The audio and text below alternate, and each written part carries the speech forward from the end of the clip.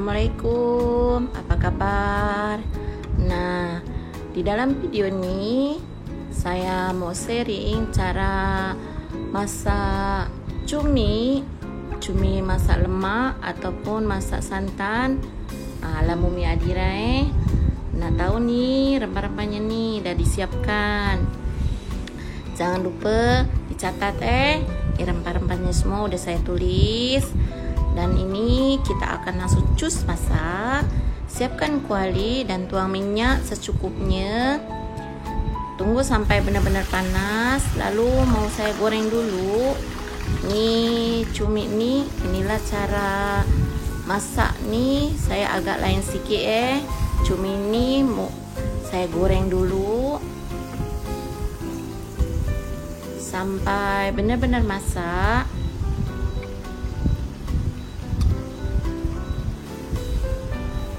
Ini cara beda Biasanya saya langsung bila udah rempah saya tumis sampai harum baru saya masukkan cumi.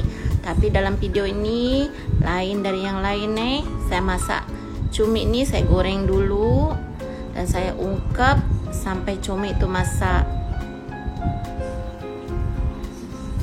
Tengok, nah udah seperti ini cuminya. Nih udah oke. Mau saya angkat kita akan angkat saring dari air dan minyak yang keluar dari cumi. Saya ini tak tambah minyak atau tak tambah air pun dia akan keluar air juga.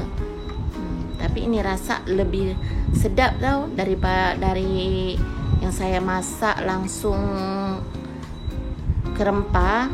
Ini agak lain sedikit lah. Satu lagi mau saya masak dengan lemak. Tengok penampakan cumi yang udah digoreng. Dan kita akan siapkan lagi kuali. Kita akan masukkan bumbu yang udah dihaluskan, bumbu halus, sedikit kunyit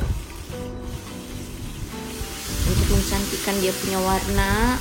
Bumbu kita ini kita akan tumis sampai naik bau harum ataupun kuning kecoklatan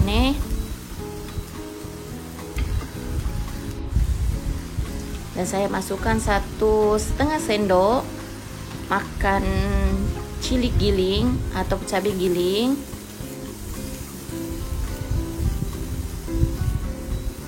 Kita akan tumis sampai keluar minyak-minyak. Masukkan daun limau. Saya ada daun limau kering nih, sama juga dia punya bau pun akan beza, bau daun limau. Masukkan garam, gula, ajinomoto. Gula bukan gula sorry. Garam, ajinomoto dengan kaldu ayam bubuk ataupun kaldu ayam sapi secukupnya Saya tak pakai gula tahu, sorry salah ucap pula. Kita akan tumis sekejap.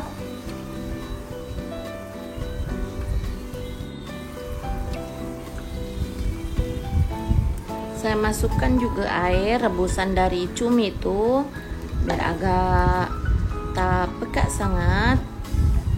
Nah, saya masukkan irisan bawang merah, cabai hijau, cabai merah. Lalu saya masukkan cumi yang sudah digoreng atau direbus dengan minyak tadi panas. Kita akan masak. Aduk semua biar rempah nih atau bumbu tercampur meresap ke cumi Kita akan masak sekejap sampai bumbu nih benar-benar meresap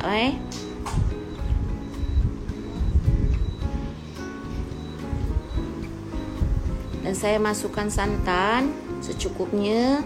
Kan saya cakap kan saya nak masak cumi lemak atau cumi santan. Jadi saya campur dengan santan secukupnya supaya makin tambah sedap lagi. Ada lemak-lemak dari santan tuh.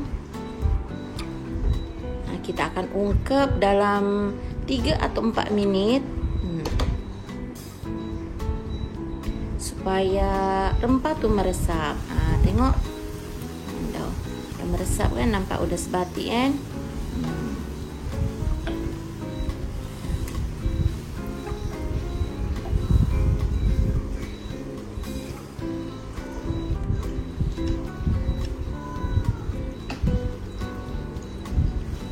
Jangan lupa dicek rasa sebelum diangkat Ini nampaknya sudah meresap semua rempah, dan saya rasa pun dia punya rasa dah belen, semua garam apa semua dah masak. Alhamdulillah. Kita matikan api dan kita siapkan pinggan yang lebih besar.